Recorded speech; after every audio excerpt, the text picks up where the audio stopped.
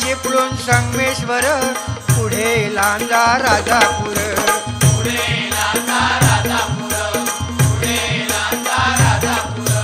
दापोली खेड गुहागर रत्नागिरी जिल्ह्यावर